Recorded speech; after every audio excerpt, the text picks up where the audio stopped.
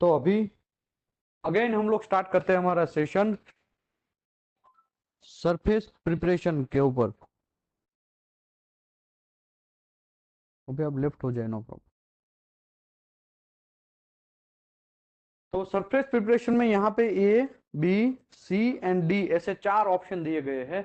अभी तक हमने बहुत सारा एक कंट्रोल ऑफ कंटामिनेशन के बारे में डिस्कस किया कि निकल है, स्टेनलेस स्टील है, सॉरी नॉट डुप्लेक्स है, और हमारा टिटेनियम है। ये सब चीज में हमको कैसा मटेरियल यूज करना है, कैसा पेनेट्रेंट यूज करना चाहिए, सल्फर कंटेंट कम होना चाहिए, क्लोराइड कंटेंट कम होना चाहिए, सल्फेट जो है वो कम होना चाहिए। ये सब चीज के बारे में डिस्कस किया। अपेंडिक्स 2 में मैंडेटरी अपेंडिक्स, कुछ लोग यहाँ पे लिखते हैं मैंडेटरी अपेंडिक्स, कुछ नॉन मैंडेटरी। नॉन मैंडेटरी मतलब आपको रिकमेंडेशन करता है, आपको ऐसा करना है तो करो वरना करो, प्रॉब्लम नहीं। ठीक है, ऐसा मैंडेटरी नॉन मैंडेटरी एक नाम ही है ऐसा, अभी आप टेम्पररी समझो। ओके, सरफेस प्रिपरेशन में पैसा है इन जनरल। जनरल में क्या है, satisfactory result may be obtained when the surface is a part of the as weld, as rolled, as cast, as forged condition।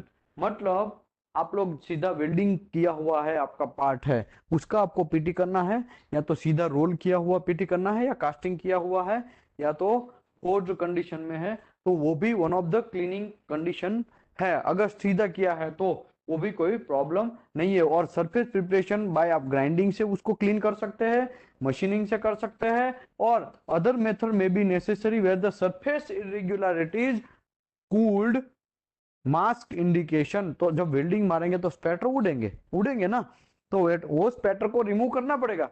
या तो आप ग्राइंडिंग से रिमूव करो, या मशीनिंग से करो, या दूसरा कोई पे आपके पास मेथड है उससे करो, लेकिन वो करना ही है। आप नहीं करेंगे तो क्या होगा, नहीं करेंगे तो प्रॉब्लम ये होगा, डाई पेनेट्रेंट टेस्ट प्रॉपर तरीके से परफॉर्म नहीं होगा, और प्रॉपर तरीके से परफॉर्म नहीं होगा तो आपको इंडिकेशन भी प्रॉपर तरीके से नहीं मिलेगा। लेकिन गल्फ में तो मैं देखा है ये सब चीज होता है, यहाँ पे आपकी कंपनी में होता है कि नहीं होता है वो आपको देखना है। आपकी प्रोसीजर के अंदर लिखा है कि भाई आपको मशीनिंग करके या तो ग्राइंडिंग करके या दूसरा कोई मेथड से आपको क्लीन करना है, तो आपको क्लीन करना चाहिए। तो लेकिन आप लोगों को देखना है कि आपकी प्रोसीजर में क्या लिखा है, उसके हिसाब से आपको क्लीनिंग प्रोसेस करना है। ओके, मास इंडिकेशन जो है वो भी आपको रिमूव करना है। कुछ लोग क्या करते हैं, स्पैटर रहता है फिर भी उसमें अली बाबा साहब चलता है, भाई तू डीपी कर लेना भाई, क्या यार बोल रहा है, मैनेजर को बोलेगा अगर तुम नहीं करेगा तो। ऐसा धमकियां देते, पता है ना, डीपीटी वाले को, टेक्नीशियन को लोग धमकी देते हैं, अगर तुम हमारे हिसाब से काम नहीं किया ऐसा ही मिलेगा, क्लीनिंग ब्लेनिंग नहीं मिलेगा, तुम वो थिनर से ही क्लीन करके आगे बढ़ो। बाइड्रम असेंबली होता है ना, जब प्रेशर वेसल का बाइड्रम असेंबली, उसमें हमको ट्यूब घुसाना पड़ता है, और ट्यूब है वो बहुत सारा ऑयली, वो सब चीज ग्रीस वगैरह अंदर रहता है, वो ग्रू भी क्लीन कर किया रहता नहीं है, तो उसमें हमको बहुत प्रॉब्लम होता है। तो वो एक जस्ट सिंपल एग्जांपल दे रहा हूँ।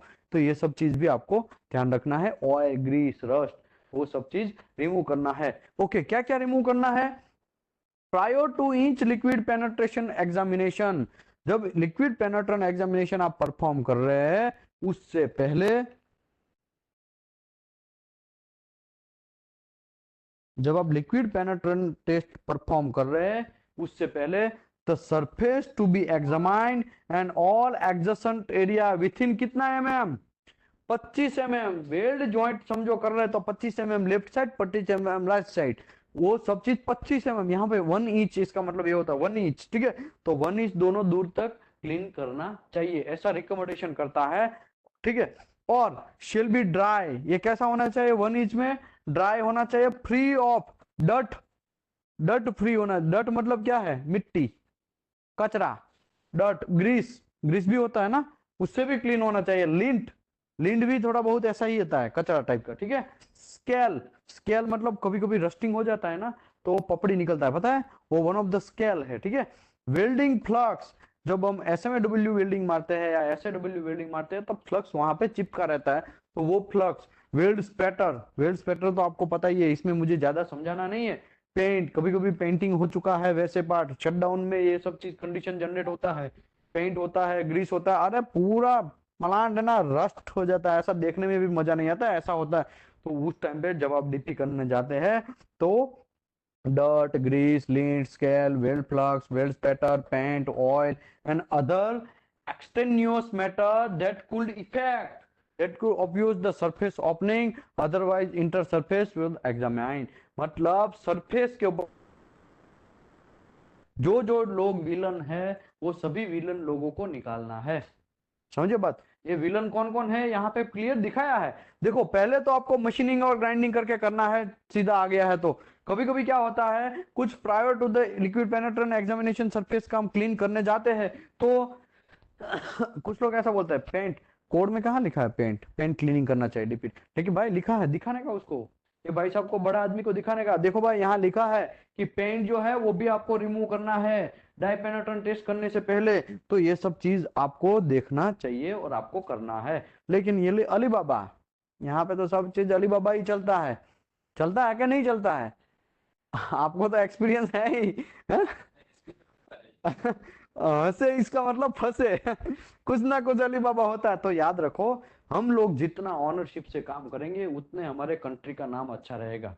अगर हम बाहर काम करने जाते हैं तो कोई भी ऐसा नहीं बोलना चाहिए कि रिजवान भाई आप बाहर गए हैं तो यार आप कहाँ से एनडीटी करके आए, आपको पता नहीं है कि पेंट भी रिमूव होना चाहिए डाई पेनिट्रेंट टेस्ट करने के टाइम पे, तो यार नाम खराब नहीं करने का बस।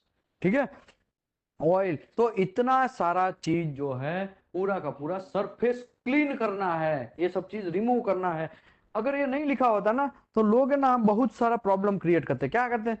स्पैटर सरफेस क्लीनिंग, कोड में कहा लिखा है सरफेस क्लीनिंग है गंडा खलीबली, मैं नहीं करने वाला। कोड में किधर भी नहीं लिखा है कि भाई डस्ट क्लीन करना चाहिए, मैं तो सीधा डीपी करेगा बस, सीधा सीधा पेनिट्रेंट लगाएगा और काम बने। लोग कोड को तोड़ मरोड़ के अलग से उसका मीनिंग निकालते हैं। तो ये भी चीज बनता है हमारे साथ में, तो बना हुआ है, इसके लिए बोल रहा हूं। जब आप एक कोड से अवेयर होंगे ना ऑटोमेटिकली दुनिया आपसे डरेगी। अगर आप कोड से अवेयर नहीं, आपको नॉलेज ही नहीं है तो फिर आपको डरना है। आपके पास नॉलेज है तो लोगों को डरना है। समझे बात? हम लोगों को कोड पता होगा तो सीधा ना इसमें ऐसा ही होता है चल, अगर तुम ऐसा नहीं करेगा तो कोड में तो क्लियर वर्ड लिखा है शेल बी और मस्ट, ऐसा सब चीज तो लिखा ही है, सीधा दिखा के चल मैं एनसीआर फाड़ेगा। तुमको जो करना है करो, मेरा एनसीआर बनेगा यहाँ पे। तुमको जिसको बोलना है बोलो, ये आप फॉलो नहीं कर रहे, वेल्ड फ्लक्स रिमूव नहीं कर रहे और मुझे डीपी करने के लिए आप फोर्स कर रहे हैं, तो मैं तो एनसीआर मारेगा। भाई वेल्ड फ्लक्स तो कम से कम रिमूव करो, वो नहीं किया है। During examination, I found that the wet flux and paint, scale and oil are is there. There is no surface cleaning, and as per our written procedure, it's required to clean until there is no any cleaning. This is one of the deviation. ऐसा करके आप सीधा छप्पा लगा सकते हैं किसको? Production air वाले को, जो भी है, जो लोग आपको फोर्स करता है उसके ऊपर। ठीक है, तो ये पहला वाला हो गया, दूसरा वाला आप समझ लिया। ठीक है, अभी तीसरा वाला क्या है? Typical cleaning agent. कभी कभी आपको टिपिकल क्लीनिंग एजेंट भी यूज करना पड़ता है। कुछ कुछ चीज ऐसा होता है इसमें से, समझो जैसे कि पेंट, तो पेंट क्या क्लीनर से क्लीन होगा? नहीं होगा। ग्रीस है वो भी शायद जाएगा, लेकिन उसमें आपको लेने के देने पड़ जाएंगे, बहुत पापड़ फेलने पड़ेंगे तब जाएगा। ठीक है, तो टिपिकल क्लीनिंग एजेंट भी आप यूज कर सकते हैं। मे बी यूज मतलब आपको करना है तो करो वरना खली बली।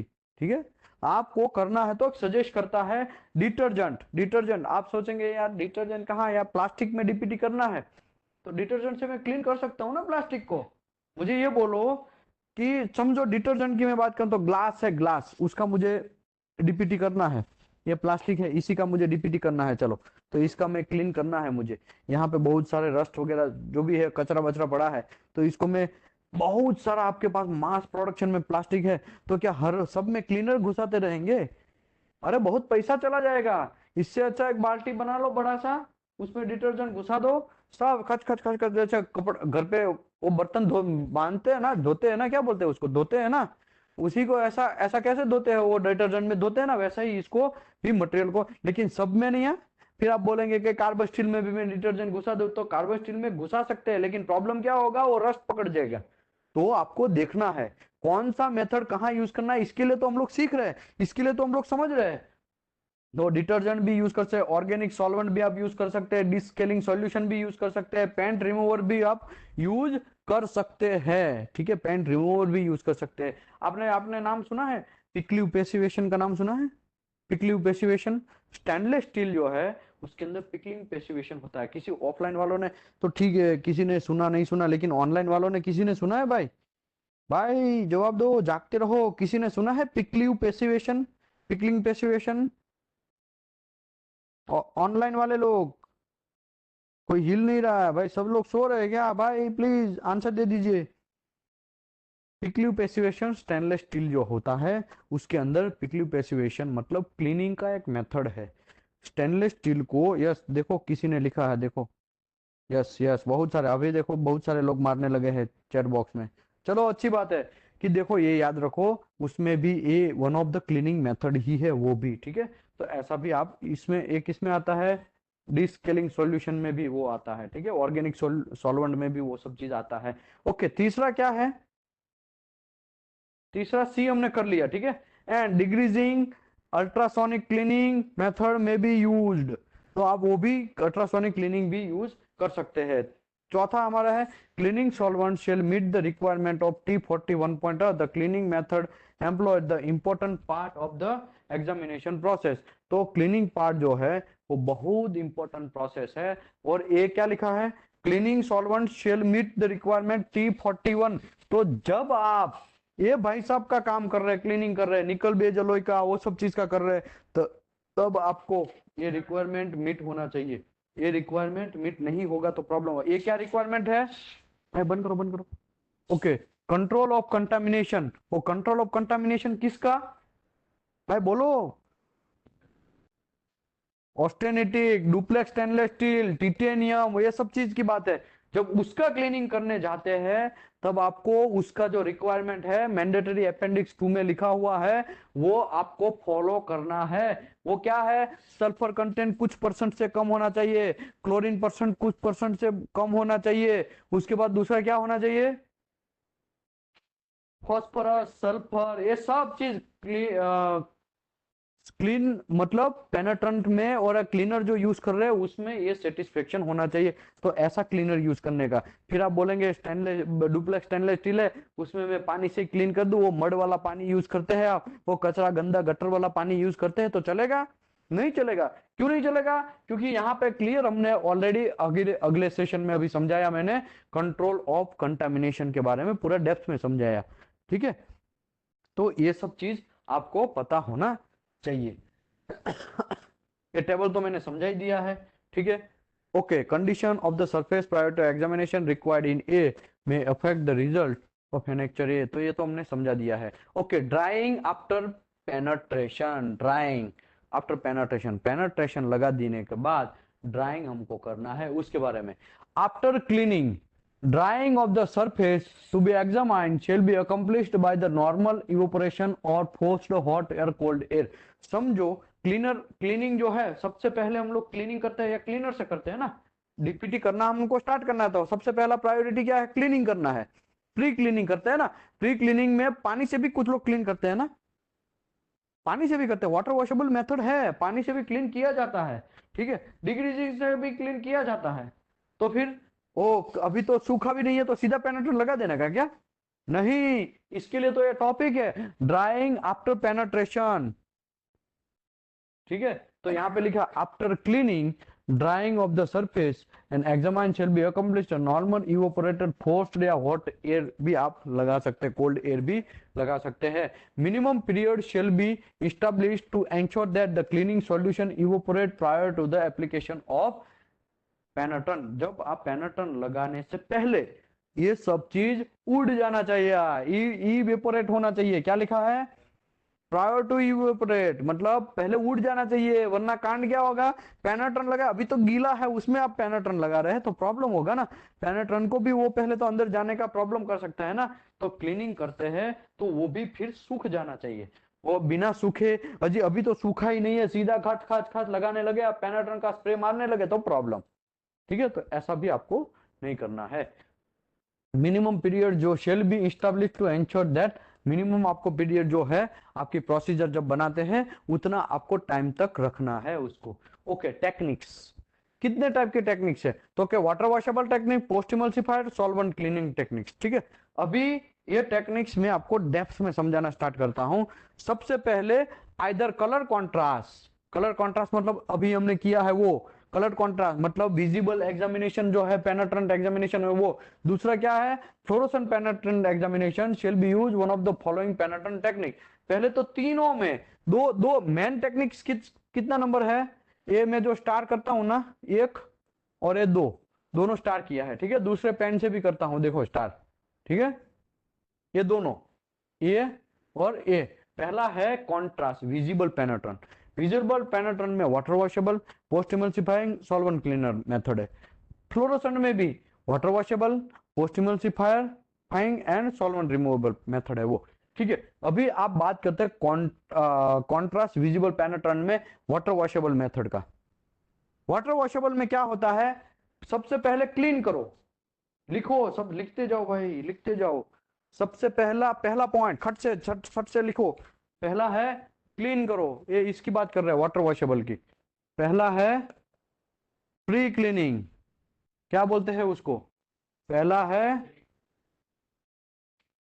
Pre cleaning. दूसरा क्या है, अप्लाई पेनेट्रेंट। तीसरा है ड्वेल टाइम। चौथा है अगेन वाटर वॉशेबल क्लीनिंग, मतलब पेनेट्रेंट को रिमूव करना है, ठीक है। पांचवा मेथड क्या है, पांच मेथड नहीं है, प्रोसेस। पहला प्री क्लीनिंग कर दिया, वो भी वाटर वॉशेबल से ही करना है, ठीक है। करना है तो वाटर वॉशेबल, ठीक है। पहला ये हो गया, फिर अप्लाई पेनेट्रेंट करना है, फिर ड्यूअल टाइम देना है, फिर पानी से क्लीन करना है, फिर अप्लाई डेवलपर,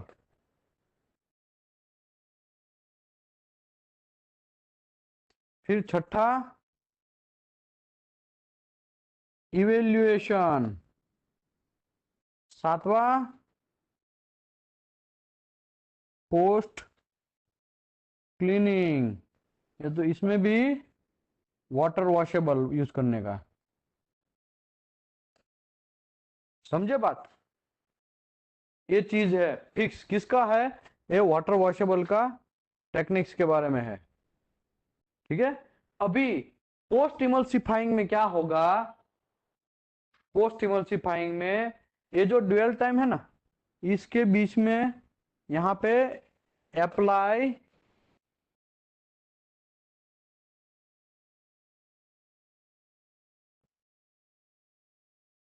अप्लाई इमल्सिफायर, इसके बीच में एक स्टेप बन जाएगा 3A, ऐसा समझो आप, समझे किस में, पोस्ट इमल्सिफायर में। बात समझे, सिंपल है भाई, नया रॉकेट नहीं है कुछ भी। आपको पोस्ट इमल्सिफाइड टेक्निक्स में प्री क्लीनिंग कर लिया वाटर से, फिर अप्लाई पेनेट्रेंट लगाया, फिर ड्यूअल टाइम दिया, फिर अप्लाई इमल्सिफायर, इमल्सिफायर भी आपको अप्लाई करना है, उसके बाद फिर वापस क्लीन करना है, फिर डेवलपर डालना है, फिर इवेल्युएशन करना है, फिर पोस्ट क्लीनिंग करना है, समझे बात। अभी पहला बात आपको समझ में आया है, वाटर वॉशेबल की बात करते हैं। क्लीनर जो है उसकी जगह हम लोग क्या यूज करेंगे, पानी, सेम, और कुछ फर्क नहीं, पूरा का पूरा मेथड फ्लो कर देंगे, मेथड फॉलो करेंगे, ठीक है।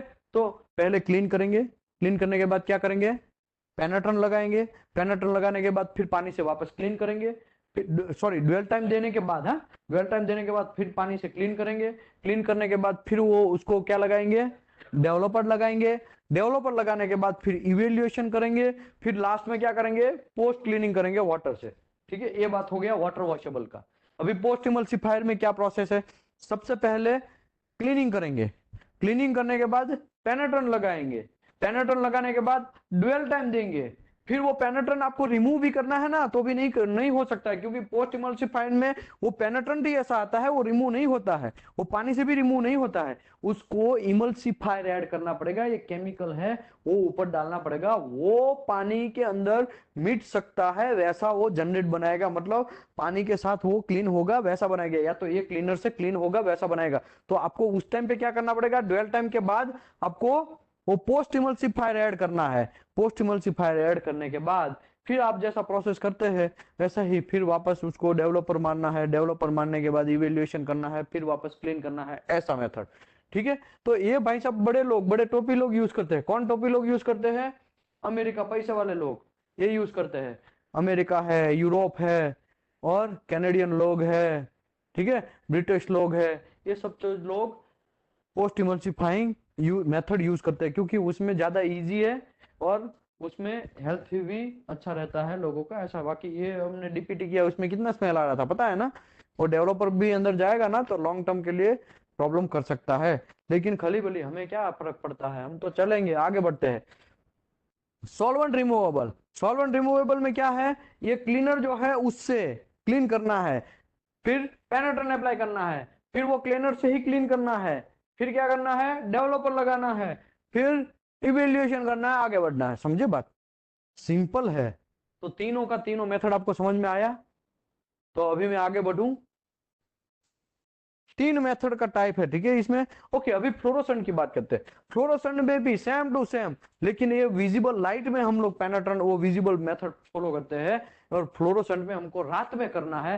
रात में या तो फिर एक डार्क रूम में करना है, जिसमें लाइट जो है हमारा यहाँ पे 100 का लैंप या ये एलईडी वगैरह रहता है ना रूम के अंदर, उस टाइम पे फ्लोरोसेंट पे हमको स्पेशल टाइप का लाइट, यूवी लाइट आपको यूज करना है। मैं आपको 1-2 दिन में हमने परचेज किया है, मैं आपको दिखाएगा, ठीक है, कि वो कैसा लाइट आता है। आंखों के ऊपर नहीं डालना है, याद रखो, आंख को बहुत डेंजर है। और ये फिल्टर करके फिल्टर चेक करना है आपको, प्रॉपर फिल्टर है कि नहीं है। फिल्टर टूटा हुआ है तो आंख डैमेज भी हो सकता है आपका, अगर आपने देख लिया है तो थोड़ा डेंजर मेथड है, ठीक है। लेकिन हमें क्या करना है, हमें तो अभी सॉल्वेंट चल रहा है, चलने दो, ठीक है, आगे बढ़ते हैं। टेक्निक्स फॉर स्टैंडर्ड टेम्परेचर, बहुत सारे लोग ऐसा माइंड में क्वेश्चन करते हैं कि भाई हम लोगों को कौन सा टेक्निक हमको फॉलो करना है, कौन सा कितना टेम्परेचर हमको रखना है। डाइपेनेट्रेंट टेस्ट में बहुत सारा क्वेश्चन होता है ना, कुछ लोग ऐसा कंफ्यूज होते हैं कि यार नहीं नहीं, ये 200 डिग्री पे डाइपेनेट्रेंट टेस्ट नहीं होता है, 250 डिग्री पे नहीं होता है। तो डेफिनेटली नहीं होता है। अगर होता भी है, करना भी है, तो उसका भी अलग एक टेक्निक्स है, वो आपको फॉलो करना पड़ेगा। हम एमटी है वो हॉट टेम्परेचर 650 तक भी हम करते हैं, पता है ना। Magnetic particle test hot hot MT बोलते हैं, तो हॉट एमटी भी होता है, लेकिन पेनेट्रन में ऐसा नहीं है। पेनेट्रन में फिक्स टेम्परेचर कितना है, 5 टू, जोर से बोलो भाई, 5 to 52।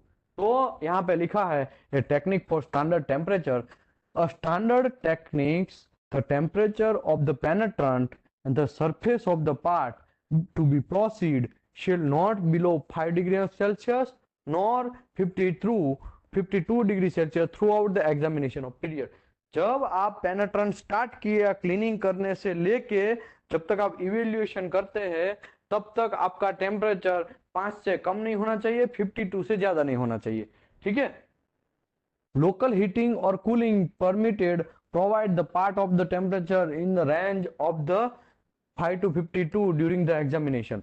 अभी दूसरी बात, मैं आपको ये थोड़ा मैं एयर मारा था, पता है ना, तो इसका मतलब टेम्परेचर मैंने गिराया था, याद है, टेम्परेचर में गिराया था।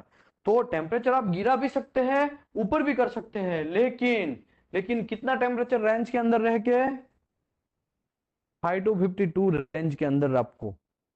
कभी कभी क्या होता है, समझो 36 डिग्री टेम्परेचर है, उसमें आपने डीपीटी किया, ठीक है, साला सूख नहीं रहा है, ऐसा होता है ना, सूख नहीं रहा है। तो कुछ लोग क्या करते हैं, थोड़ा बर्नर लगा देते हैं, डायरेक्ट तो नहीं लगाना है, याद रखो आप, लेकिन आप 52 तक थोड़ा बहुत हीटिंग करेंगे तो जल्दी सूखेगा ना। तो ऐसा भी कोड परमिशन देता है, ठीक है, कोड ऐसा परमिशन देता है, लेकिन हम लोगों को ऐसा अटक चाला काम नहीं करना है, ऐसा काम नहीं करना है, याद रखो, ठीक है। कोड भले ही ऐसा परमिशन दे, लेकिन हम लोगों को रिस्ट्रिक्शन में रह के काम करना है, हमारा प्रोसीजर जो है उसके हिसाब से काम करना है। कोड तो थोड़ा बहुत रिलैक्सेशन देता ही है, लेकिन हम लोगों को थोड़ा टाइट ही करना है, टाइट रखेंगे तभी लोग, एक तो इतना टाइट कोड है फिर भी नहीं लोग सुधर रहे हैं, तो कोड थोड़ा इसमें भी ऐसा बोल देगा तो लोग क्या होगा, बहुत कंफ्यूजन जनरेट होगा, समझे। तो ये सब चीज आपको ध्यान रखना है। तो ये जो 5 to 52 जो टेम्परेचर है वो हमारा where it is not practicable. देखो 5 to 52 रशिया में आप जाएंगे तो वहां पे तो -10 डिग्री होता है टेम्परेचर, सऊदी में ही जाएंगे, सऊदी में भी -5 डिग्री होता है रात में, तब क्या हमको डीपीटी नहीं करना है? -डिग्री हो गया तो नहीं करना है, उसके लिए अलग क्राइटेरिया दिया गया है। वो क्राइटेरिया क्या है? Where it is not practicable to comply those temperature limit, ये टेम्परेचर लिमिट कंप्लाइन नहीं होता है तो मेरे भाई अदर टेम्परेचर एंड टाइम में be use and provide the procedure qualification as per 653। तो अगर ये टाइम पे ये टेम्परेचर नहीं होता है तो दूसरे टाइम में कर लो जहां पे टेम्परेचर मेंटेन होता है वो टाइम में। अगर वो भी कर नहीं सकते हैं तो यहाँ पे techniques for non standard temperature के लिए दिया गया है, कैसा टेक्निक यूज करना है तो वो हम आज डिस्कस करेंगे। Okay, where it is not practicable to conduct the liquid penetrant examination within the temperature range of 5 to 52 degree, the examination procedure at the proposed lower and higher temperature range required the qualification, क्या लिखा है? qualification of the penetrant material and processing according to mandatory appendix 3 of this article। तो आपको ये article के अंदर procedure जैसा दिखाया गया है उसके हिसाब से आपको आगे बढ़ना है। तो हम लोग पहले तो ये मैंडेटरी अपेंडिक्स 3 है क्या वो देख लेते हैं, ठीक है? उसके बाद में थोड़ा बहुत आगे बढ़ते हैं मेरे भाई। देखो मैंडेटरी अपेंडिक्स 3 ये क्या बताता है हमको? ये भाई ऐसा बोलता है कि चलो 5 to 52 हम लोग मेंटेन नहीं कर पा रहे हैं, हम लोगों को टेम्परेचर या तो 68 या 80 या 92 93 ऐसा डिग्री टेम्परेचर पे डीपीटी करना है, तो कैसे करना है उसके लिए ये चीज बताता है, ये डायरेक्शन बताता है। लेकिन अगर 5 to 52 कर लिया तो कोई प्रॉब्लम नहीं है, 37 में हम कर सकते हैं। समझो हमने हमारा टेस्ट पीस है वो डेमोस्ट्रेट 37 डिग्री पे किया तो automatically he 5 to 52 automatically qualify हो गया। लेकिन अगर ये मेंटेन नहीं कर पाते हैं तो इसके अंदर दिखाया गया है क्या करना है ऐसा। When liquid penetrant examination can not conduct within the standard temperature range और 5 to 52 degree, the temperature of the examination shall be qualify according with this appendix. तो इसके हिसाब से आपको आगे बढ़ना है, ठीक है? आगे बढ़ते हैं। मटेरियल, एक तो सबसे पहले हमको मटेरियल लेना है एक एल्यूमिनियम ब्लॉक। कौन से चैप्टर में आया था वो? चैप्टर नंबर 5 में आया था, इसमें दिखाया हुआ है।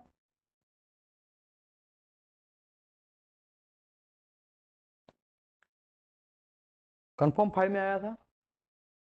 चलो देखते हैं 5 में है कि नहीं है। ठीक है, एल्यूमिनियम ब्लॉक में दिखाता हूं आपको ताकि कंफ्यूजन ना हो, आपका कंफ्यूजन सॉल्व हो जाए।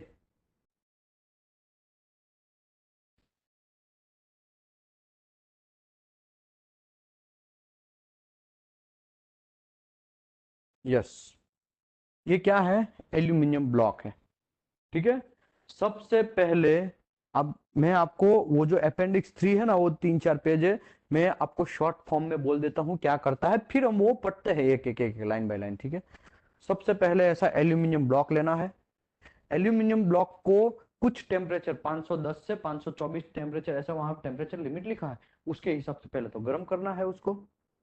बराबर गर्म कर दिया, वो टेम्परेचर वहां पे लिखा है वैसा गर्म करने के बाद सीधा उसको पानी के अंदर डुबो देना है, उसको बोलते हैं क्विंचिंग करना। हीट ट्रीटमेंट याद आ रहा है ना भाई, आप भूल गए क्या? Heat treatment, material science, metrology, there are 7 types of heat treatment, वो tempering, martempering, hardening, normalizing, PWF post weld heat treatment है, टेम्परिंग, एनिलिन, सॉल्यूशन एनिलिन, ये याद है ना इंजीनियरिंग, मटेरियल साइंस, मेट्रोलॉजी, उसमें आता था ना there are 7 types of heat treatment process. Already मैंने ये 7 टाइप्स के हीट ट्रीटमेंट प्रोसेस मैंने सीशीट में समझाया हुआ है, एक बाय वन बाय लाइन। किस हीट ट्रीटमेंट प्रोसेस से क्या होता है, सॉल्यूशन एनिलिन से क्या होता है, नॉर्मलाइजिंग से क्या होता है, ये सब चीज, ठीक है? इसमें एक क्विंचिंग करना है। क्विंचिंग मतलब सडन उसका टेम्परेचर फॉल करना है, 510 डिग्री चढ़ा दिया समझो एग्जांपल के तौर पे, ठीक है? फिर सीधा पानी के अंदर डुबा देना है। तो सीधा एल्यूमिनियम जो डुबाएंगे तो एल्यूमिनियम के अंदर क्रैक जनरेट हो जाएगा, वो उतना सीधा सडन टेम्परेचर फॉल जो है वो एब्जॉर्ब नहीं कर पाएगा, तो उसमें क्रैक हो जाएगा, ऐसा पैटर्न बढ़ जाएगा क्रैक का, सेम क्रैक पड़ जाएगा। फिर क्या करना है, एल्यूमिनियम को बीचों बीच से काट देना है, ठीक है? अभी क्या करना है, समझो आपको एक पेनेट्रॉन टेस्ट 5 to 52, हमारा स्टैंडर्ड टेम्परेचर कितना है 5 to 52 टेम्परेचर है, ठीक है। अभी आपको करना है 89 डिग्री टेम्परेचर करना है, कितना 89 डिग्री। तो आपको ये जो है ना पहला वाला, इसको समझो ए बोल दो, इसको बी बोलो, दो पार्ट कर दिया ना पहले तो हमने, है। ए पार्ट को क्या करने का 5 to 52 टेम्परेचर जनरल टेम्परेचर में रख के फिर उसको डीपीटी कर देना है, ठीक है। इसको साइड में रख दो आप। फिर क्या करो, वही सेम पेनेट्रेंट, इसका टेम्परेचर 89 डिग्री करो। कितना डिग्री करने का 89 डिग्री करने का, ठीक है। 89 डिग्री करने के बाद इसका भी पेनेट्रेंट डाइपेनेट्रेंट टेस्ट करो। 89 डिग्री मतलब एक कॉर्नर पे आ गया ऐसा नहीं, पूरा का पूरा 89 डिग्री तब जाना चाहिए, गर्म हो जाना चाहिए, ठीक है। और वो पूरा का पूरा मेंटेन होना चाहिए डाइपेनेट्रेंट टेस्ट के टाइम पे, ऐसा उसको। तो जनरली 89 करना है तो हम लोग 2 डिग्री ज्यादा ही करते हैं, 91 92 डिग्री करते हैं। तो फॉल होता भी है 1-2 डिग्री, लेकिन समझो अभी मेरे को समझाना है ना आपको, मेरे को तो प्रैक्टिकल चीज समझाना है। तो 89 डिग्री पे ये दूसरे वाले ब्लॉक को हमने क्या कर लिया, हीट कर दिया। हीट करने के बाद इसमें जो पेनेट्रेंट यूज किया था वही पेनेट्रेंट इसमें भी यूज करने का, इसका हमने डीपीटी कर लिया। अभी देखने का दोनों में सेम क्रैक मिला है कि नहीं। देखो क्रैक तो सेम ही होगा, पहले तो दोनों मटेरियल के अंदर क्रैक सेम है, डीपीटी पकड़ पाता है कि नहीं पकड़ पाता है। वो मकड़े का जाला होता है, पता है ना मकड़े का जाला, आपने देखा है ना मकड़ी का जाला, एकदम में कितना मस्त चकाचक है। अगर वही मकड़ी की जाला है उसको बीचों बीच में से काट दो, अगर फिक्स रहेगा तो समझो अभी एग्जांपल माइंड अगर आपका सेट रखो कि दोनों को बीचों बीच में काट देगा तो एकदम सेम सिमेट्रिकल पैटर्न होगा ना उसका। तो ऐसा एक क्रैक में भी सिमेट्रिकल ही पैटर्न होता है। तो समझो 89 डिग्री में इसमें जो दिखता था वैसा ही इसमें जो जैसा क्रैक दिखता था वैसा ही इसमें क्रैक दिखेगा। इसका मतलब क्या हुआ कि ये जो पेनेट्रेंट है 89 डिग्री में भी चलता है। इसका मतलब आपका अभी टेम्परेचर 5 to 89 डिग्री टेम्परेचर पे क्वालिफाई हो गया। अभी वो पेनेट्रेंट को आप कितने डिग्री में यूज कर सकते हैं 89 पे। समझे बात के ऊपर से गया। अभी रही बात कंफ्यूजन की। कंफ्यूजन कहाँ होता है मैं आपको बोलता हूं। कंफ्यूजन है ना, इसके दो पार्ट करेंगे तो यार बीच में से कैसे पार्ट करने का। ये मकड़े का जाला है उसको हम काटेंगे तो टेढ़ा भी काट सकते हैं, उस ऊपर नीचे से कैसे भी काट सकते हैं। तो सिमेट्रिकल दोनों में होगा कि नहीं होगा क्या पता है। तो दूसरा ऑप्शन आपको देता हूं, ठीक है। दूसरा ऑप्शन क्या है, सबसे पहले ये जो है एल्यूमिनियम ब्लॉक उसके दो पार्ट मत करो, आपको ऐसे ही रहने दो, एक ही पार्ट है। पहले इसको डीपीटी 5 to 52 डिग्री पे कर लो, ठीक है। उसका मोबाइल में या एक अच्छा सा फोटोग्राफर बुला के उसका फोटो खींच लो, ठीक है। कंपैरिजन मेथड बोलते हैं, क्या बोलते हैं उसको, कंपैरिजन। उसका फोटो खींच लिया। अभी क्या करने का, इसको 89 डिग्री टेम्परेचर जितना भी आपको चाहिए वही टेम्परेचर के ऊपर लेके जाओ, फिर उसका डीपी करो। फिर उसका भी क्रैक मिलेगा, वो रेड कलर बाहर आएगा, उसका भी होगा, उसका भी फोटो खींच लो, दोनों फोटो को कंपैरिजन करो। अगर आपको कॉन्ट्रास्ट बराबर मिलता है, सेंसिटिविटी दोनों का सेम मिलता है, तो आपका जो डीपीटी मेथड है वो कितने में क्वालिफाई हो गया। ऐसा ही same to same minus degree का है, -10 डिग्री पे करना है समझो एग्जांपल के तौर पे। चलो लेकिन आपका टेम्परेचर कितना है, स्टैंडर्ड टेम्परेचर 5 to 52। अभी आपको कितने पे जाना है, -10 डिग्री पे। सऊदी अरबिया में रात में करना है आपको, ठीक है। वहां पे होता है हाँ टेम्परेचर इतना, आप जाओगे तो वो स्वेटर वेटर लेके जाने का, वहां पे थोड़ा बहुत महंगा भी है हाँ अभी से बोलता हूँ, बहुत सारे लोगों का कॉल आता है, अरे यार मैं जा रहा हूँ दुबई, अभी मुझे क्या क्या कपड़े लेके जाने का। भाई आप लेके जाओ, स्वेटर वगैरह लेके जाओ, कपड़ा थोड़ा महंगा है तो कपड़ा वगैरह लेके जाओ, इलेक्ट्रॉनिक्स आइटम कम लेके जाओ, वहां पे सस्ती है, ठीक है ये सब चीज चलता रहता है। तो आपको भी ऐसा डाउट है तो कभी डिस्कस करिएगा, ठीक है। डिस्कस करने में थोड़ी कुछ माइंड हमारा जाता है, हमें क्या फर्क पड़ता है, ठीक है। तो डिस्कस करने का। ओके अभी हमको -10 डिग्री पे जाना है। 5 to 52 पे एक को गर्म, सॉरी एक को, ये तो गर्म क्या है, ये तो एटमॉस्फेरिक में ही है, तो उसको डीपीटी कर लिया। फिर ये दूसरे पार्ट को क्या करने का, -10 डिग्री पे लेके जाने का, फिर उसका डीपीटी कर लेने का, दोनों का कंपैरिजन करने का। ओके मिला तो फिर हमारा कितना क्वालिफाई हो गया, -10 से लेके 52 क्वालिफाई हो गया ना। यहां पे खाली टेम्परेचर चेंज हो जाएगा ना, समझे। तो ऐसे क्वालिफिकेशन होता है, बात समझे। अभी हम लोग पढ़ते हैं,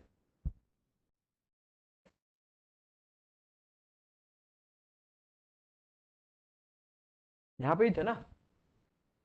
अभी हमको डेप्थ में थोड़ा करते हैं, ठीक है, एक एक पार्ट को डेप्थ में समझते। भाई समझ में आ रहा है कि ऊपर से जा रहा है?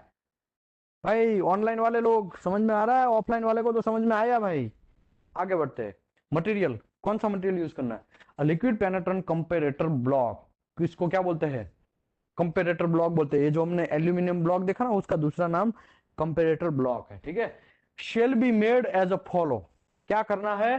तो liquid penetrant comparator block shall be made of aluminium का बनना चाहिए, एज पर ASTM 2B209 का होना चाहिए, और टाइप उसका 2024 होना चाहिए, 3/2 इंच का 10 mm थिकनेस का वो होना चाहिए, और shall have approximately face dimension 2 inch by 3 inch, मतलब 50/75 का होना चाहिए। मतलब वो डायमेंशन दिया है, लेंथ विड्थ और हाइट, ठीक है, ऐसा दिया है, वो ऐसा होना चाहिए, ठीक है।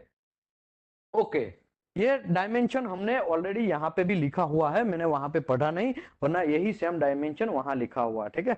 हमने वो जो बनाया है प्रोसीजर, उसमें भी यही लिखा हुआ है। Okay, at the centre of each face, centre of each face मतलब चारों का चारों फेस पे, फेस मतलब समझो ऐसा है, तो एक फेस, दो फेस, तीन फेस, चार फेस, चारों फेस, ठीक है। ये चारों का चारों face, area approximately 25 mm diameter, shall be marked with 510 degree temperature indicating crayon pen, मतलब उसको पहले तो 510 डिग्री पूरा का पूरा चारों का चारों डायमेंशन में, मतलब चारों का चारों दिशाओं में वो गर्म हो जाना चाहिए। कितना गर्म करना है हमको? पहले 510 डिग्री। क्यों? क्योंकि पहले तो हमको क्रैक जनरेट करना है ना, मकड़ी का झाला जैसा क्रैक बनाना है ना, उसमें क्रैक बनाएंगे तभी तो हमको पता चलेगा, तभी हम कंपैरिजन करेंगे। तो पहले तो ऐसा डायमेंशन का एल्यूमिनियम ब्लॉक ले लो, 510 डिग्री गर्म करो उसको। क्रायोन, क्रायोन पुराना जमाना आ गया। क्रायोन मतलब क्या है? ऐसा मेरे हाथ में अभी पेन है ना, वैसा ही पेन, लेकिन आगे आगे क्या रहता है? वो मोमबत्ती किसको मीन क्या बोलते हैं आप लोग? मोम, मॉम ही बोलते हैं ना। वो मॉम ऐसा टाइप का रहता है। हम लोग जब वेल्डिंग चेक करने जाते हैं ना, तो ऐसा क्रायन पेन होता है, उसमें यहाँ पे पीछे स्टिकर लगाया रहता है 150 का, मतलब जब ऐसा मारेंगे ना तो 150 अगर टेम्परेचर होगा ना तो वो मोम जलेगा। 50 का, 150 का, 100 का, ऐसा क्रायन पेन आता है। लेकिन ये पुराना जमाना है, पेंट है वो भी पुराना जमाना है। आजकल तो कोरोना वायरस वाला कौन सा आ गया है? सीधा क्या, थर्मो, क्या बोलते हैं उसको? बोलो भाई, आप डर क्यों रहे? समझ में नहीं यार, आपका नाम नहीं आएगा भाई, मैं नहीं लेगा है। और टेम्परेचर चेक करने के लिए क्या करते हैं हम लोग?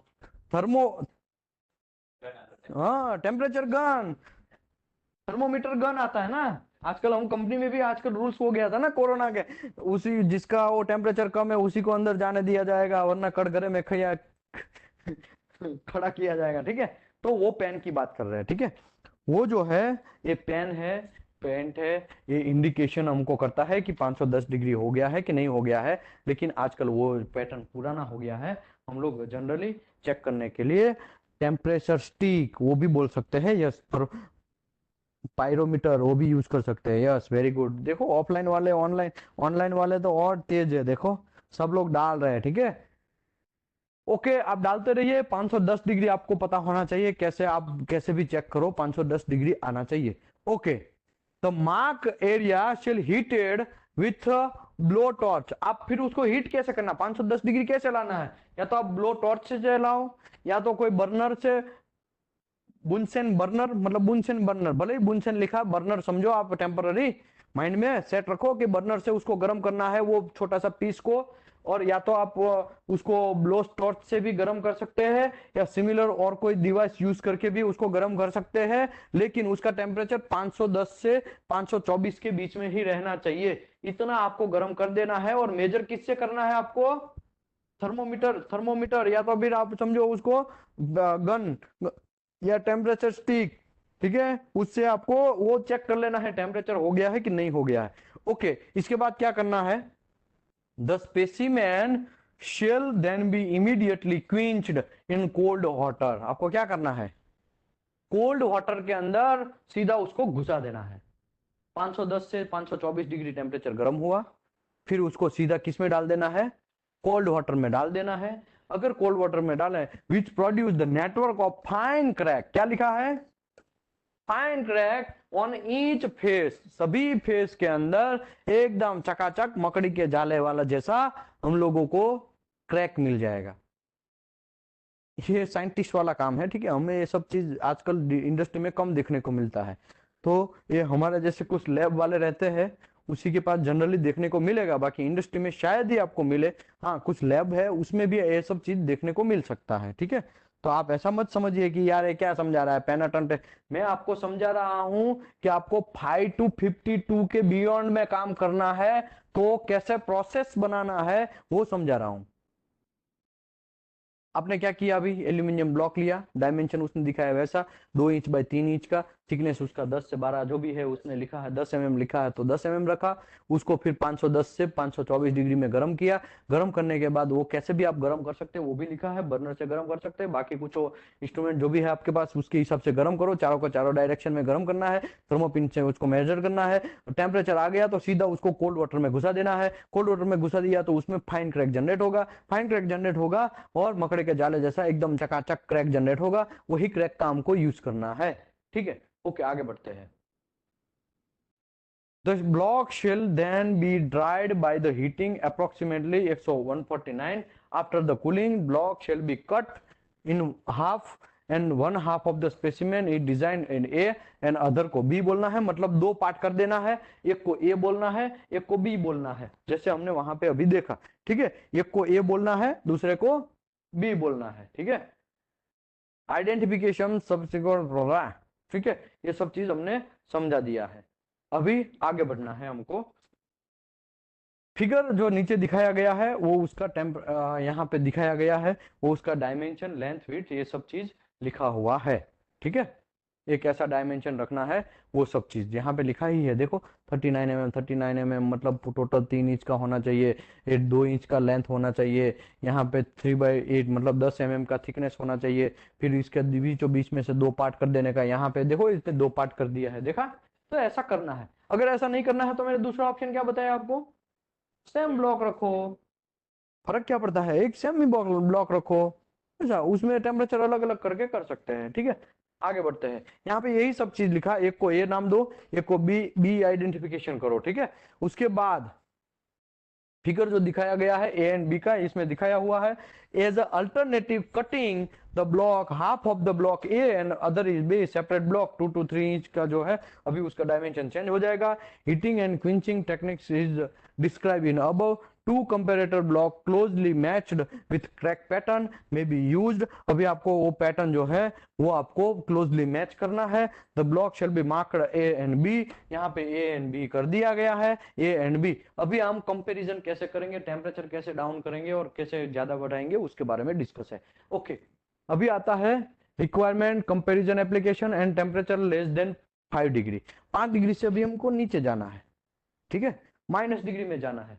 तो अभी क्या करना है, if it is desire to qualify the liquid penetrant examination procedure is the temperature less than 5 degree, the proposed procedure shall be applied in the block B and block in all other metal is cooled, held and proposed, ये सब चीज लिखा हुआ है, complete करना है वो सब चीज, ठीक है। वो ज्यादा कुछ रॉकेट नहीं है इसमें, ये में पढ़ेगा तो भी वे जो अभी समझाया वही है, लेकिन फिर भी कुछ लोग ऐसा बोलते हैं ऑनलाइन या ऑफलाइन में, तो मैं पढ़ लेता हूं, मुझे कुछ इसमें है नहीं पढ़ने में, ठीक है, ओके। अभी standard temperature previously demonstrate suitable shall be applied in block ए, अभी ब्लॉक ए में क्या करना है, 5 to 52 टेम्परेचर रेंज रख के डीपीटी आपको परफॉर्म कर लेना है। फिर दूसरा, the indication of the crack shall be compared to block A and B if the indication of under the proposed condition B the essential same obtain A and B, अभी आपको उसका कर लेना है। समझो एग्जांपल के तौर पे आपने बी ब्लॉक का -10 डिग्री पे किया, इसका 5 to 52 आपने कर लिया, तो अभी आपका रेंज कौन सा बन जाएगा, दोनों का अगर क्रैक सेम मिला तो, क्रैक सेम नहीं मिला तब तो वो रिजेक्ट है, तब तो आपको कोई ऑप्शन नहीं है, 5 to 52 वाला वापस आके खड़ा रह जाना है, आपको वही करना है, ठीक है। 5 to कितना रेंज बनेगा, ठीक है। तो कुछ लोग बोलते हैं हम तो परफॉर्म करते हैं 5 to 52 से ही होता है डीपीटी, बाकी में होता ही नहीं है, तो उसको बोलना है भाई आप गलत है, ऐसा भी प्रोसीजर है कोड के अंदर कि भाई आप माइनस में भी जा सकते हैं, प्लस में भी जा सकते हैं, लेकिन फर्क यह है कि दोनों मैच होना चाहिए। ठीक है, क्रैक क्या मैच होना चाहिए? क्रैक मैच होना चाहिए, वरना कांड हो जाएगा। मैच नहीं है और आपने बोल दिया हाँ सब ओके है, तब तो वो चलता है वर्ड जैसा हो जाएगा। ठीक है, ऐसा नहीं। ओके, तो ये बात आपको शायद समझ में आ गई है। तो अभी हम लोग दूसरी बात करते हैं। अभी समझो टेम्परेचर अबव 52 से है तो कुछ नहीं, समझो आपको 93 करना है तो 93 डिग्री टेम्परेचर, एक को 52 के अंदर डीपीटी करो, दूसरे को 93 तक लेके जाओ और करो, और 93 को लेके गए तो अभी आपका रेंज अगर ट्रैक मिल गया, दोनों सेम टू सेम आपका पैटर्न मिल गया, तो फिर आपका रेंज 5 to 93 बन जाएगा। सिंपल बात है। ठीक है, हाँ, चलो ये समझ में आ गया। अभी बात करते हैं alternative technique, colour contrast pattern. दूसरा ऐसा कोई टेक्निक्स है? ये तो कट करने की बात चल रही है ना, कट प्रॉपर होगा कि नहीं होगा इसमें प्रॉब्लम हो सकता है ना। तो दूसरा भाई इसमें ऐसा दिखाया गया है कि अल्टरनेटिव रिक्वायरमेंट ऊपर जो दिखाया 451 एंड 452, ये 641.12 और 641.1, उसमें जो दिखाया है when the using the color contrast pattern is permitted to use the single comparator block in standard and non-standard temperature or make the comparison of the by क्या लिखा है बाय फोटोग्राफी। तो आप फोटोग्राफी से भी कर सकते हैं, एक ही ब्लॉक रखो, उसका दो पार्ट मत करो, एक को फिर टेम्परेचर 5 to 52 रख के डीपीटी कर लो, फिर दूसरे को और टेम्परेचर बढ़ा के कर लो। अगर दोनों फोटोग्राफ सेम आया, मतलब दोनों का कंपैरिजन करना है, इसके लिए तो इसका नाम है ना कंपैरिजन, आगे आएगा कंपैरेटर ब्लॉक। ठीक है, वही तो कंपैरेटर ही करना है हमको, और क्या करना है। Okay, when the single comparator block photograph technique is used, process is detail applicable describe in above, जो 1 और 2 किया है वैसा ही उसको the black थ्रूली cleaned between the two process. हाँ, याद रखना है दोनों प्रोसेस में आपको क्लीनिंग प्रॉपर करना है, वरना एक का अभी डेवलपर अंदर घुसा रहेगा और ऊपर से सीधा पैटर्न लगा देगा, तो ऐसा नहीं। इसमें थोड़ा एक ध्यान रखना है, दोनों का क्लीनिंग प्रॉपर होना चाहिए। ठीक है, ये सब चीज दिया गया है। ओके, दूसरा भी यहाँ पे फोटोग्राफी का भी मेथड है। कुछ लोग है ना कंपैरिजन फोटोग्राफ्स भी लेके आते हैं, एक ही फोटोग्राफ में ऐसा गिराते हैं तो दो फोटोग्राफ एक ही साथ में आ जाता है। मतलब कैमरा की बात कर रहा है, बड़ा सा कैमरा लेके आओ, उसका फोटो गिरा लो, या तो मोबाइल में गिरा लो, ये सब चीज आपके ऊपर डिपेंड है, यहाँ पे खत्म होता है। ठीक है, तो ये सब चीज टेम्परेचर हमने किसका डिस्कस किया, कहाँ थे हम लोग, ये तो हो गया ना।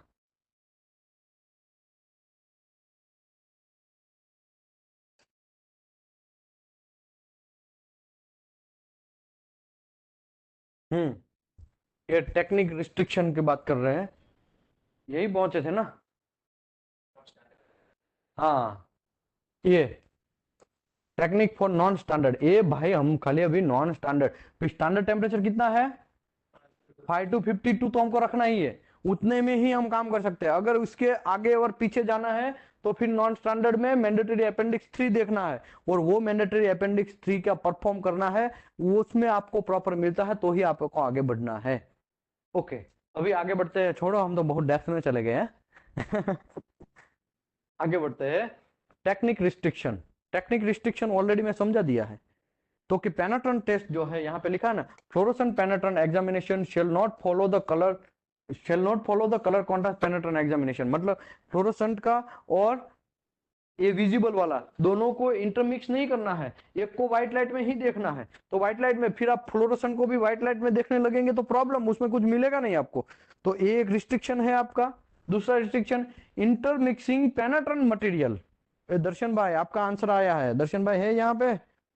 हाँ दर्शन भाई, आपकी आंसर की बात चल रही है, ऑलरेडी मैं आपको ऑलरेडी समझा चुका हूं, लेकिन फिर भी यहाँ पे आपकी बात चल रही है। देखो इंटरमिक्सिंग आपका क्वेश्चन था ना, इंटरमिक्सिंग पेनेट्रन मटेरियल। पेनेट्रन मटेरियल का मतलब आपको सब चीज समझना है, पेनेट्रन मटेरियल का सब चीज इसके लिए समझना है, क्योंकि देखो मैं यहाँ पे कोड आपको दिखा देता हूँ। ये क्या हो गया भाई,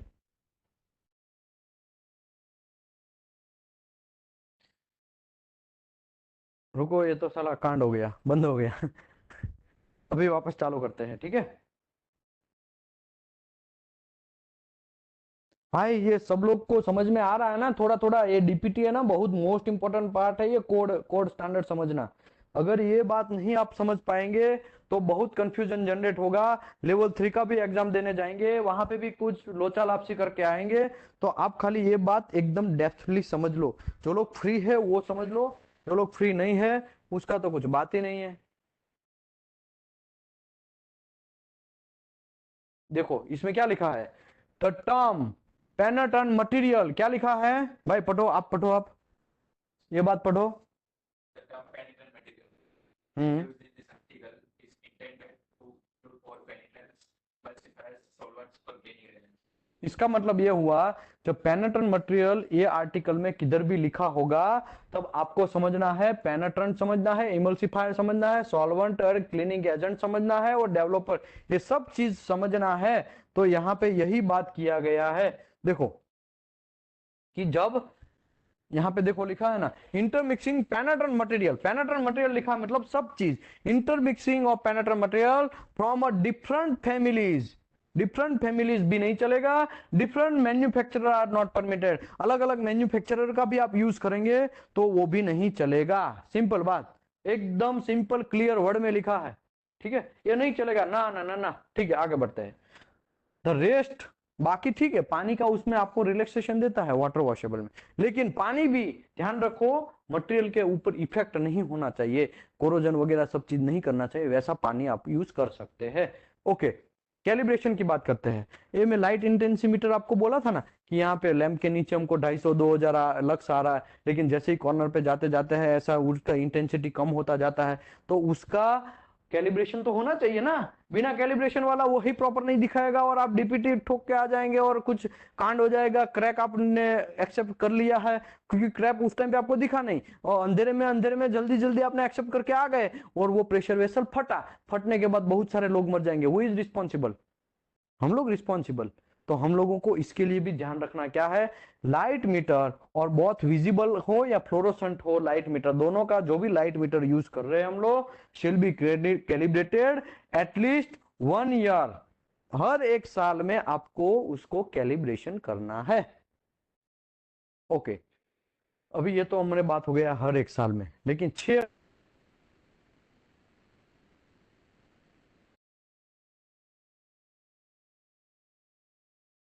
1 ईयर बाकी है ना, भले ही रिपेयर मैंने करवाया लेकिन 1 ईयर तो बाकी है ना, तो ऐसा भी नहीं चलेगा। इसके लिए भी कोड ने यहाँ पे घुसा दिया है, देखो word, whenever the meter has been repaired, अगर आप मटेरियल जो सॉरी ये मीटर है वो रिपेयर भी करने गया है बीच में कभी भी, तो भी उसको कैलिब्रेशन करना पड़ेगा।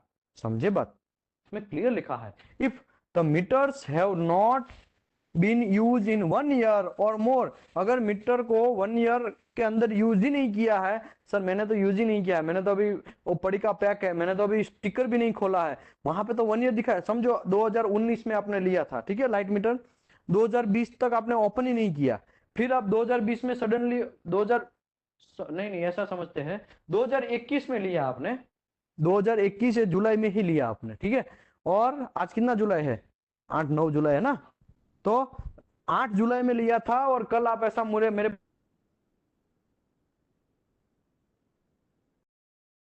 21 से 2022 का है, तो अभी तो हम खोल रहे थे वापस 1 ईयर, नहीं ऐसा भी नहीं चलेगा। 1 ईयर फिनिश हो चुका है, भले ही आपने यूज किया हो या ना यूज किया हो, फिर भी आपको उसका कैलिब्रेशन करना है। समझे बात, okay, calibration shall be done before being used, मतलब आपको यूज करना है, कैलिब्रेशन करना है। ओके, अभी आगे बढ़ते हैं, एग्जामिनेशन, पेनेट्रेंट एप्लीकेशन। पेनेट्रेंट एप्लीकेशन कितने टाइप के हैं, पेनेट्रेंट में भी क्या लिखा है, में भी आपको रिकमेंडेशन करता है, आपको करना है तो भी करो, नहीं करना है तो कोई प्रॉब्लम नहीं है। May be applied by any suitable means such as dipping, brushing and spraying, 3 type से आप कर सकते हैं पेनेट्रेंट अप्लाई, कैसे, डिपिंग, ब्रशिंग और spraying, very good. If the penetrant is applied by the spraying using the comparator air type apparatus, ये क्या लिखा है, if penetrant applied in spraying, जब आप स्प्रे से अप्लाई करते हो तब आपको मैं बोला ना पेनेट्रेंट ज्यादा गिर गया था, याद है ना, वो बात चल रही है अभी। If पेनेट्रेंट is apply bye spraying using the comparator air type apparatus, filter shall be placed to upstream side near to the inlet procedure, contamination of the penetrant by oil, water, dirt and sediment may be collected in the lines, मतलब आपको उस time पे भी ध्यान रखना है, ज्यादा कम हो जाने का वो भी एक थोड़ा प्रॉब्लम है, और दूसरा वहां पे डस्ट रस्टिंग वहां पे हो जाएगा, वो भी प्रॉब्लम है। वो जो स्प्रे है ना, स्प्रे वो जो हॉल है ना, उसकी बात कर रही है, तो वो आपको ध्यान रखना है। तो खली बली ये तो हम ध्यान रखते ही है ना, वैसे भी क्या कहाँ नहीं रख रहे हैं, ठीक है। ओके, अभी बात आती है पेनेट्रेंट ड्वेल टाइम की, मोस्ट इंपॉर्टेंट, हार्ट की बात चल रही है अभी।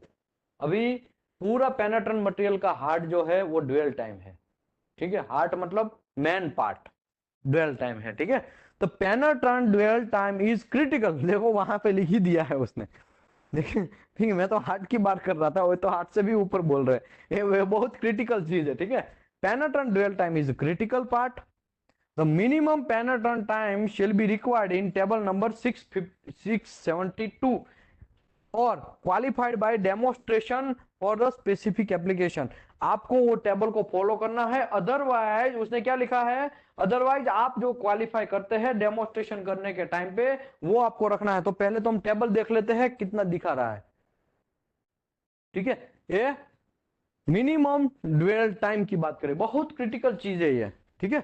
ओके, अभी देखो aluminium, magnesium, steel, brass and bronze, titanium and high temperature alloy है, वो कास्टिंग या तो वेल्डिंग उसका किया हुआ है। और टाइप ऑफ डिसकंटिन्यूटी हमको क्या मिलेगा, कोल्ड शट मिलने का चांस है, porosity, lake of fusion, cracks and दूसरा कोई भी डिफेक्ट मिलने का चांस है। उसमें हमको ड्वेल टाइम मिनिमम कितना रखना चाहिए था, और क्या लिखा है, मिनिमम लिखा है भाई, मैक्सिमम नहीं लिखा, मिनिमम। तो मिनिमम कितना होना चाहिए, 5 मिनट्स होना चाहिए।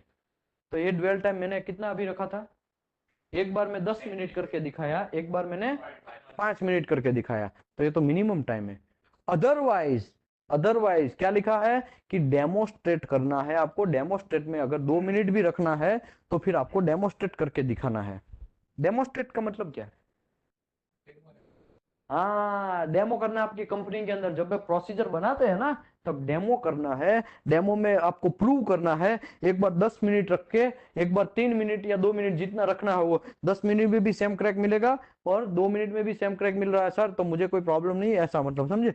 तो ऐसा डेमोस्ट्रेट करना है आपको उसके हिसाब से। लेकिन मैं तो आपको यही बोलेगा कि आप जो कोड बोलता है उसके हिसाब से चलो, ठीक है। आगे बढ़ते हैं।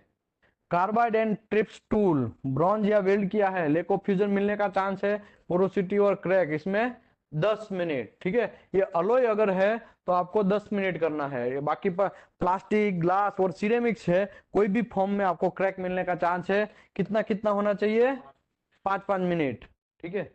लेकिन यहाँ पे एक नॉट डाला हुआ है, देखा, वो नॉट क्या है वो देख लेते हैं। देखो, और temperature range is 10 to 52 minute, 10 to 52 Celsius. So for the temperature is 5 to 10, minimum dwell time is 2 times of value listed. तो ऊपर जो दिखाया है ना वो अभी 10 to 52 के लिए ये ड्वेल टाइम दिखाया है, ठीक है। अगर आपका 5 to 10 की बात करते हैं, देखो यहाँ पे अभी हमारा स्टैंडर्ड टेम्परेचर कितना है, कितना है 5 to 52, ठीक है। इतना स्टैंडर्ड टेम्परेचर है ना हमारा। लेकिन ये लोग बोलते हैं 10 से 52 रखना है जब, तब आपको ये रखना है। अगर 5 to 10 रखना है आपको, तब ये जो ड्वेल टाइम है वो 2 टाइम्स बन जाएगा। तो अगर समझो मुझे 6 डिग्री में टेम्परेचर में डीपीटी करना है, तो 5 into 2, 10 into 2,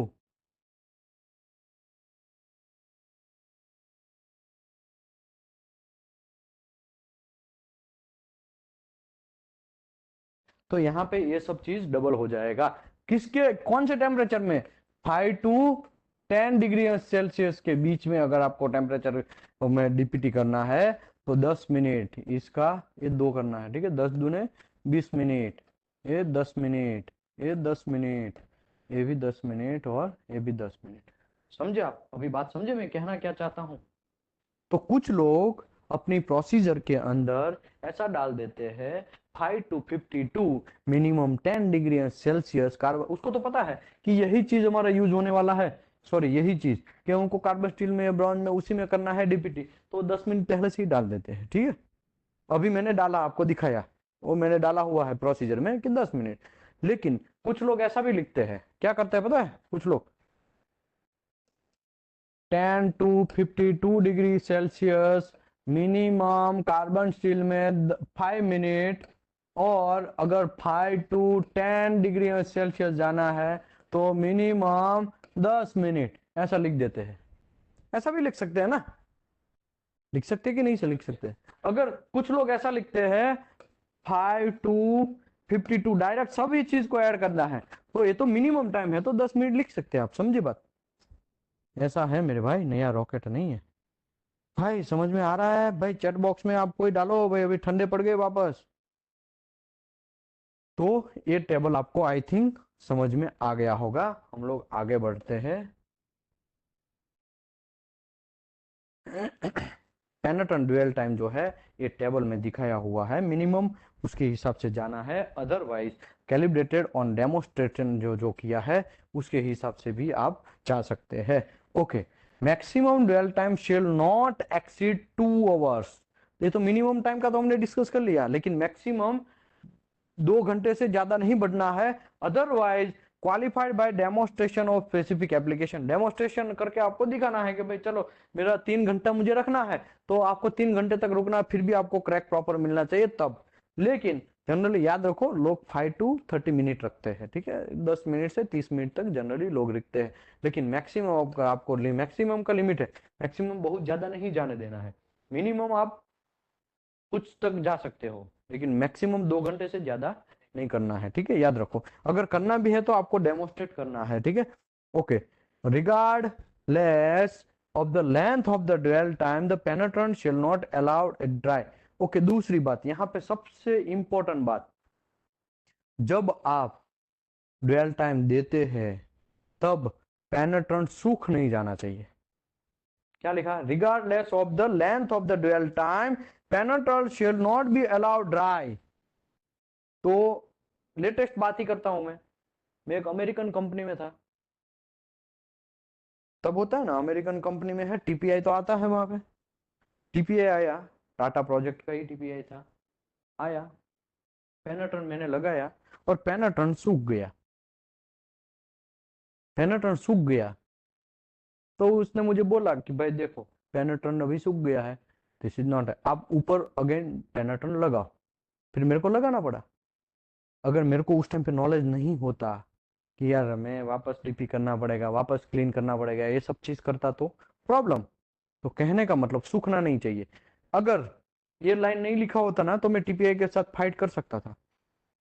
कोड में किधर लिखा है?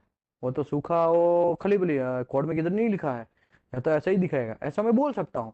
लेकिन अगर कोड में लिखा है तो आपको यहाँ पे दिखा है, देखो, regardless of the length of the dwell time penetrant shall not be allowed to dry, if any reason penetrant does die the examination process shall be repeated। आपको रिपीट करना है, beginning with the cleaning and examination surface। आपको पूरा का पूरा cleaning करना है।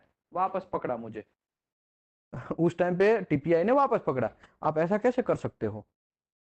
Code में क्लियर लिखा है कि आपको रिपीट करना है पूरा का पूरा प्रोसेस, क्लीनिंग से लेके beginning with the cleaning of examination surface, पूरा का पूरा क्लीन करके, तो मुझे वापस करना पड़ा। समझे बात? सूखना नहीं चाहिए ड्वेल टाइम के टाइम, पेनेट्रेंट जो है वो सूखना नहीं चाहिए, सूखा तो प्रॉब्लम है भाई। समझ में आया लोगों को? ये सब चीज ऊपर से गया ऑनलाइन, ऑनलाइन वाले लोगों को समझ में आया? चैट बॉक्स में डालो यस। कोई हिल ही नहीं रहा, सब लोग सो रहे यार, प्लीज मत सो जाओ। आपको रिकॉर्डिंग चाहिए तो इसका मिलेगा, इसका रिकॉर्डिंग मेरे पास अवेलेबल है, डोंट वरी, आपका नाम भी आएगा इसमें, ठीक है। ओके, आगे बढ़ते हैं। Excess penetrant removal. Excess penetrant removal में क्या है? After the specific penetrant dwell time, आपने पेनेट्रेंट ड्वेल टाइम दे दिया, penetrant dwell time 5 minute 10 minute जो भी है आपने काम कर लिया, उसके बाद any penetrant remaining on the surface shall be remove. तो हमने फिर क्या किया, थोड़ा 10 मिनट सूखने दिया, फिर हमने पेनेट्रेंट रिमूव करना स्टार्ट किया ना, वो सरफेस के ऊपर जो था उसको रिमूव करना स्टार्ट किया, taking care to minimise the remove the penetrant from the discontinuity. हमको ये भी याद रखना है कि वो जो डिसकंटिन्यूटी अंदर घुसा है उसके अंदर से जनरली वो डिसकंटिन्यूटी के अंदर जो पेनेट्रन गया है वो ही ना निकाल लो हम लोग, उसको ही हम लोग निकाल ले, मतलब एक्सेस उसको वॉश नहीं करना है, एक्सेस क्लीनिंग नहीं करना है, समझे बात। ओके, किसी ने लिखा है how we identify it is dry. जब पेनेट्रन आप उंगली से भी कर सकते हो लेकिन दूर रख के, ठीक है। आप देखने का, आप लोगों को पेनेट्रन ज्यादा लग गया होगा तो ऊपर ही तैरता रहेगा, मतलब ऊपर ही रहेगा पेनेट्रन, और सूखा होगा तो वहां पे क्लियर विजुअलाइज से आंखों से ही हम पता कर सकते हैं सूख गया है वो, ठीक है। उसका कलर कॉन्ट्रास्ट जो है वो थोड़ा थोड़ा कम होना स्टार्ट हो जाएगा। तो ऐसे भी हम लोग पेनेट्रन जो है कैसे ड्राई हुआ है कि नहीं हुआ है वो कैसे कर सकते हैं, उसकी बात चल रही है, वो मैं आपको आंसर दे रहा हूँ। ओके, अभी बात करते हैं यहाँ पे after the specific dwell time, time has elapsed मतलब वो टाइम पास हो चुका है, तब any penetrant remaining on the surface shall be remove, बाकी जो सरफेस पे ऊपर अभी रहा है उसको रिमूव करना है, taking care to minimise the removal of penetrant from discontinuity. हमको डिसकंटिन्यूटी के अंदर से ही पेनेट्रन ना निकल जाए, वो ध्यान रखना है। हाँ, यहाँ पे हम खत्म करते हैं, अभी मैं थक गया हूँ। तो इसके बाद वाटर वॉशेबल पेनेट्रन स्टार्ट करेगा, ठीक है। क्योंकि अभी देखो ये एक पेज बचा है और ये इसमें एक छोटा सा बचा है और 2 पेज, ये 3 पेज और 4 पेज, अभी भी 4 पेज बचा है, ठीक है। तो इसको हम कल रखते हैं, यार मैं थक गया हूँ, ठीक है। तो याद रखो भाई हम लोग कहाँ पहुंचे हैं, ठीक है।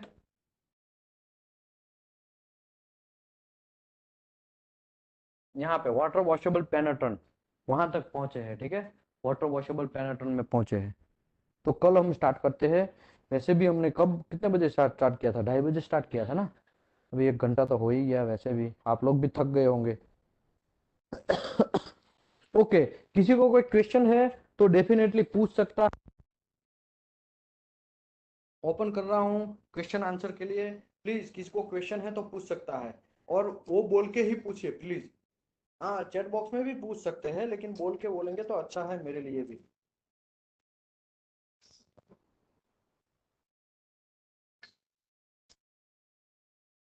हेलो। Yes sir. हाँ सर, अगर हमारा वेल्डिंग करते हुए अपने को 2-3 महीना हुआ है। हेलो। हम्म। हाँ हाँ। जो आपको वेल्डिंग किया है और उसको 2-3 महीना हुआ है और हम्म। हम उनको है ना एडमिट कर रहे हैं, अप्लाई कर रहे हैं और पेनिट्रेंट, तो उसको कितना होश रखना चाहिए कितना पेनिट्रेंट को? आवर्स उसको पेनेट्रन, ऐसा जरूरी नहीं है, वो कोड तो उसके लिए अगर कार्बन स्टील है तब 5 मिनट बोल रहा है ना। देखो आपने वेल्डिंग कर हाँ लिया हाँ। है, वेल्डिंग करने के बाद 2-3 महीना हो गया है और उसका डीपीटी करना है, तो आपको आपकी प्रोसीजर फॉलो करना है। आपकी प्रोसीजर में 10 मिनट लिखा है तो आपको 10 मिनट रखना है। आपकी प्रोसीजर में जितना भी लिखता है उसके हिसाब से आपको टाइम लेना है, ड्वेल टाइम भी उसी के हिसाब से आपको डिसाइड करना है, ठीक है, कि कितना टाइम रखना है कि तो नहीं रखना है। वेल्डिंग कितना भी आपकी पुराना क्यों ना प्रोसीजर हो, को फॉलो करना है बस। बस प्रोसीजर फॉलो करना। यस। अभी दूसरी बात, लेकिन क्लीनिंग आपको प्रॉपर करना पड़ेगा क्योंकि 2 महीना हो गया है ना वो हाँ, वेल्डिंग फ्री का। क्लीनिंग। तो क्लीनिंग जो है हाँ, वो free cleaning. Most important part है, हाँ वो आपको प्रॉपर तरीके से हाँ। करना पड़ेगा। Hello. Okay sir, thank you. Hello, good okay. Evening. Yes sir, good evening. ये हम कैसे पता चलेगा ये ट्राई हो गया नहीं हो गया? एक थर्ड पार्टी इंस्पेक्टर आके बोला ये ट्राई हो गया, लेकिन हम कैसे बोलेगा ये ट्राई नहीं है बोल के? लेकिन देखो, कैसे टच यस यस, करके नहीं बोल सकता ना, वो टच करके देखे तो ऐसे नहीं नहीं, निकल गया ऐसे। ऐसा देखो, इससे क्या होगा, अभी सर आपको ने बोला टच था एक वहां पे नहीं कलर करना है, कॉन्ट्रास्ट आप है चेंज ना होता है। कोई एक जगह पे पेनेट्रन लगाओ और जस्ट उसके बगल हाँ में दूसरी जगह लगाओ, और जैसे ही नया पेनेट्रन लगाया है वैसा ही दिखना चाहिए पेनेट्रन। हाँ, पेनेट्रन देखना का चाहिए कलर जो वर्क है, करने के बाद। ब्राइटनेस है वो कम नहीं होना चाहिए, सिंपल बात। हाँ, अगर कॉन्ट्रास्ट चेंज पेनेट्रन नहीं का होना चाहिए। ब्राइटनेस कम हो गया है तभी वो ड्राई हुआ हम मानेंगे ना। ओके, ओके दूसरी ओके। बात, आपको सूख गया है, समझो सूखा नहीं है, तब आप उंगली से मारेंगे ना तो आपके उंगली में ज्यादा पेनेट्रन रहेगा, और सूखने के बाद आप उंगली मारेंगे ना तो आपको कम पेनेट्रन रहेगा। तो वो भी एक मेथड है, लेकिन मैं इसको रिकमेंडेशन नहीं करेगा। डायरेक्ट ऑन जॉब पे आप ऐसा टच नहीं कर सकते, अदरवाइज तो फॉल्स इंडिकेशन जनरेट होगा, वहां पे फिंगर मार्क्स का जनरेट होगा, समझे आप।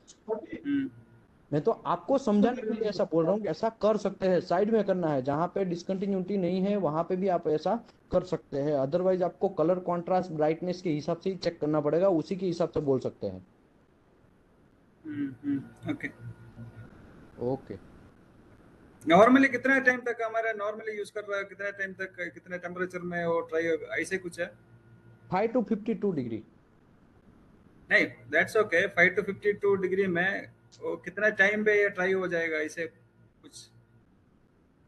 जनरली आपकी प्रोसीजर में अगर ऐसा लिखा है कि मिनिमम पेनेट्रॉन लगाने के बाद आपको 10 मिनट रुकना है, तो 10 मिनट रुक के फिर निकल जाना है, फिर उसको क्लीन कर देना है। फिर आप मैक्सिमम 2 आवर्स का भी कोड ने बोला है कि 2 आवर्स भी रखेंगे। फिर भी देखो कभी कभी क्या होता है, ज्यादा पेनेट्रॉन लगा दो तो आपको 2 घंटे भी रुकेगा, ऐसा ही रुकेगा सेम टू सेम। थोड़ा डल पड़ेगा लेकिन सूखेगा नहीं। सिंपल बात। पानी हाँ, देखो। 52 डिग्री, 52 डिग्री हाँ। में। यस। ओके, अभी हम्म। दूसरी बात अभी समझो। एक पानी है, पानी को एक जगह डालो, एक वेल्ड जॉइंट के ऊपर, और एक जॉइंट के ऊपर पेनेट्रन डालो, तो पानी सूखेगा तो हमको पता चलेगा ना ये डल पड़ गया है। ये हम्म। उसका पेनेट्रन है, वो ये वाटर है वो ड्राई हो गया, पता चलेगा ना। वहां पे पानी का कोई पार्ट नहीं रहेगा तो हमको कैसे पता चलेगा? क्योंकि वहां पे पानी है ही नहीं, हमको दिख नहीं रहा। थोड़ा बहुत उसका जो पानी का जो ब्राइटनेस है वही कम हो गया, पानी ही निकल गया, तो ऐसे कैसे हम पता कर सकते हैं वहां पे? वैसे ही पेनेट्रन को ही पता कर सकते हैं। समझा? तो ऐसा कुछ नॉर्मली जरूरी ऐसे नहीं नहीं है। होता है, नॉर्मली ऐसे जो व्यवस्था कुछ नहीं होता है, क्योंकि मैं क्या पूछ रहा, यस अभी यस। 5 मीटर लेंथ वेल्ड है। 5 मीटर हम्म लेंथ वेल्ड में एक तरफ से 50 डिग्री, 42 डिग्री में एक साइड से लगा के उधर जाएगा, बाद हम्म। में आके थोड़ा 10 मिनट रुकेगा, फिर वो टाइम में ट्राई होने के चांसेस है नहीं है वो 5 मीटर लेंथ और देखो करने। आप पेनेट्रॉन प्रॉपर मात्रा में लगाएंगे ना तो ड्राई होने का चांस नहीं है, don't worry. Okay, okay, 5 to 52 temperature के अंदर ड्राई नहीं होगा। लेकिन हाँ। पेनेट्रॉन आपको प्रॉपर मात्रा में लगाना है। फिर क्या होगा, जनरली क्या होता है पता है? बहुत सारे लोग है ना, कॉन्ट्रैक्टर लोग है ना, कंजूस होते हैं। ठीक है, हम्म। कंजूस में क्या है पता है? पेनेट्रॉन आप मांगेंगे ना, थोड़ा देखो टेक्नीशियन लोगों को ये सब चीज जब मेंटेनेंस के डिपार्टमेंट में जब एनडीटी करने जाते हैं तो बहुत ऐसा फेस होता है। पेनेट्रॉन मांगेंगे ना तो थोड़ा ही पेनेट्रॉन देंगे, फिर ऐसा बोलेगा इसी में सब करना है आपको। फिर वो भी क्या करेगा, कम कम पेनेट्रॉन लगाएगा सब जगह पे। हम्म। तो वो भी देखना है, एक वो भी एक कॉस्ट भी एक पार्ट है, ठीक है। तो ये सब चीज को आपको देखना है, कंपनी के अंदर से प्रॉपर पेनेट्रॉन आपके पास आना चाहिए। हम्म। हम्म।